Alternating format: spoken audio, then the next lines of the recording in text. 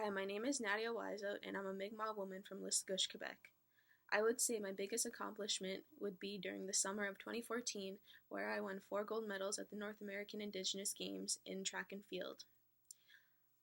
Growing up as an Aboriginal, I knew that my people were seen as a minority and were often faced with racism. And when I was in high school, I was talking with one of my friends, and he was telling me uh, that he always wanted to date a Native woman, and I asked him why, and he said, I don't know, I always saw them as different and beautiful.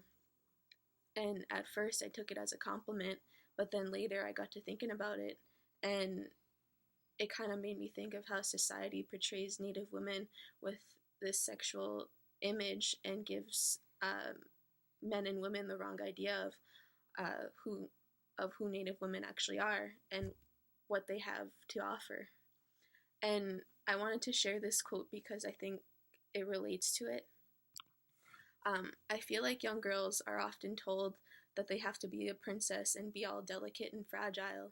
I identified much more with the idea of being a warrior and being a fighter. I think women are scared of feeling powerful and strong and brave, and I think that's something that they've got to embrace. And that was said by Emma Watson. And I think what she's trying to say is that society portrays young girls with this idea that they have to be girly and they have to be all these things. But what she's saying is that to overcome all those stereotypes and to overcome all of that and accomplish anything that you set your mind to. And that's my advice to you. Thank you, Wallalin.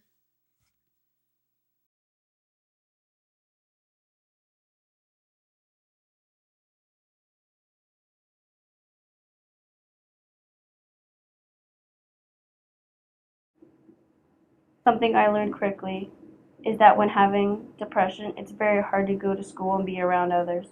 Being a teenager is already hard enough, but adding a few mental illnesses inside the confused mind of a teen, going through breakups, puberty, and all the other things only God knows we deal with, we became a ticking time bomb. I turned out to be one of those time bombs, and man, did I explode. I could go into the medical explanation of depression, but it's already very much self-explanatory. Being around others, and then there's an uncomfortable pit in my stomach, an itch that I can never seem to scratch, make me want to run from people and their thoughts about me. I was a mind reader. I pretended to know what my peers at school thought about me, most of the thoughts being miraculous and crippling to the point of tears streaming down my face in the bathroom stall at school. The thoughts weren't true, but the anxiety made me so insecure that I started to believe everything I thought. They consumed me. It became a web of darkness cradling me and consuming all of me at once. I did what my body told me to do. I ran. I stopped going to school, missing a few days at a time, then all at once. Before I knew it, I became a dropout. But I was safe. No one knew what was wrong, but of course my parents were concerned for their 15-year-old dropping out in their sophomore year of high school. I thought it was okay. I hid from everyone and their thoughts. But I started to become anxious about missing school. I soon found myself becoming trapped in the web again, hearing my own thoughts shout in my head. You're nothing. You're never going to go anywhere. I became depressed. Now scars were becoming visible on my body.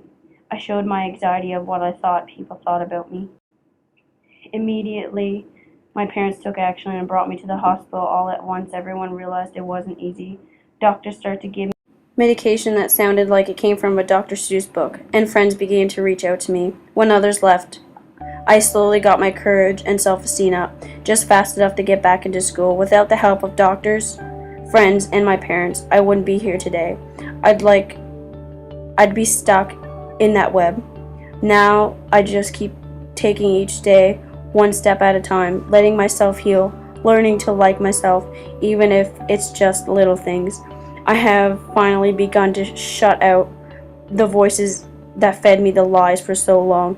I'm not saying that I'm cured, but I'm definitely in a better place. For now, I'll take it one day at a time. People's thoughts about me were the things that I most feared of, but in the end, The bigger monster I had to face was myself.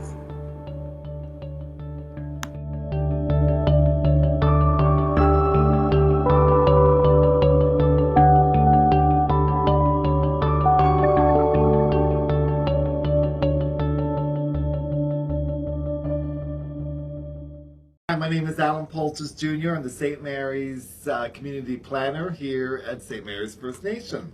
I am the pageant coordinator, the executive producer of the pageant show, and the importance for the pageant is bringing our young people together. We have 11 girls this year participating in the pageant, and they are from grade 6, 7, and 8.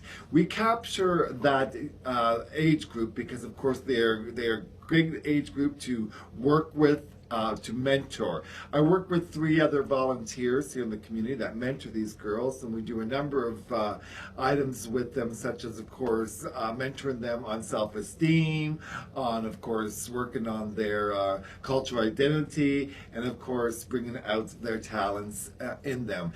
Reaching inside the young girls to identify who they are as young Aboriginal women.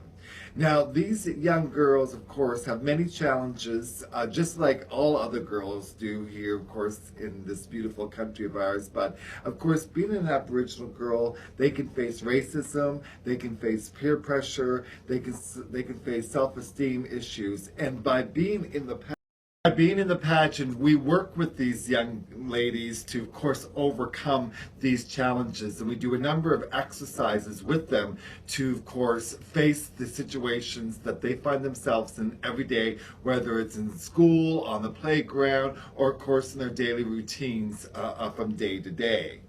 Now, what I would like to say to the newcomers to our country is that we live in a very diverse world. This Canada is very multiculturalism, and of course you can be who you want to be because you are in a free country. And getting involved in community activities and events like the Miss Teen St. Mary's certainly helps identify who you are and not forget where you come from, but of course adopting a new identity such as being a new Canadian girl. We were given this day as a gift. Today is a good day to have a good day. Today is what you make of it. Whether you want to have a happy attitude or a negative attitude, that's totally up to you. Life is going to be hard no matter what. That's life. But how we choose to deal with it is completely up to us. We can choose to embrace all the good and count our blessings and be thankful for all the good people in our lives. Or we can focus on the negative and feel like crap. It's totally up to us. What are you gonna do? It's cold, it's winter, I don't like the cold, but I'm still gonna be thankful for everybody who's in my life. And I'm gonna be thankful for the sun and the clouds and the daylight, that we get to see. I'm so grateful for everybody in my life, and I'm grateful for all the positive, strong people who push me and who motivate me and inspire me to keep doing better. It's these types of things and counting our blessings that's gonna help us to get by. Sticking to positivity is one of my survival tactics. And I truly, truly, truly want the best for you. I want you to succeed. I want you to accomplish your goals. I want you to do what it is that you were destined to be and that you were destined to do in this lifetime. I want you to feel excited about your day, excited about what you do. If you don't feel excited, you might want to change some things in your life. If you're not happy with where you work or you're not happy with where you're at, that's okay. Because that just means that there's room to grow. There's room to explore, adventure, and to see what's out there for you. I truly believe in you, and I truly want the best for you. I hope you have a good day today.